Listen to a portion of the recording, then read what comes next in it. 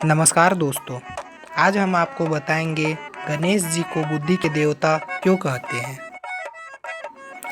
एक बार की बात है जब सभी देवता बहुत ही मुश्किल में थे।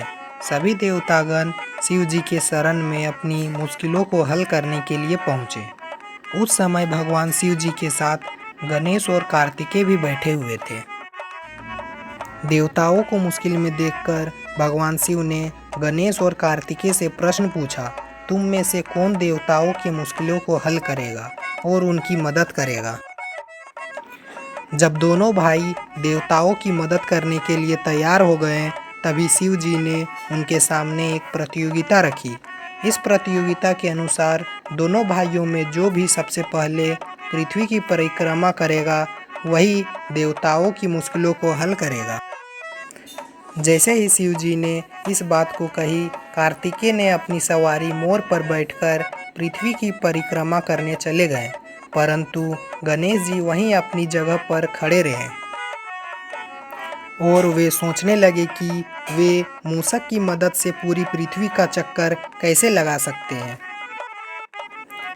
उसी समय उनके मन में एक उपाय आया और वे अपने पिताश्री और माताश्री के पास गए और उनकी 7 बार परिक्रमा करके वापस अपनी जगह पर आ खड़े हो गए।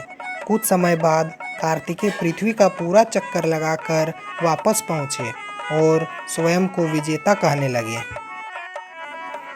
तभी शिव जी ने गणेश की ओर देखा और उनसे प्रश्न किया, क्यों गणेश, तुम क्यों पृथ्वी की परिक्रमा नहीं किए गए।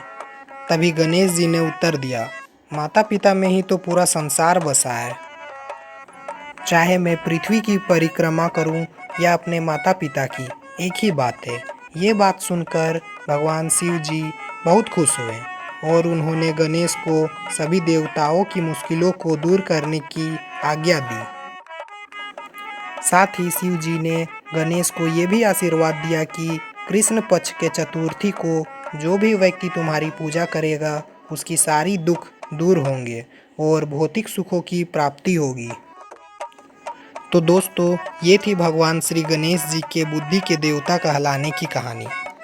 और ये वीडियो आपको पसंद आया तो लाइक और सब्सक्राइब करना न भूलें।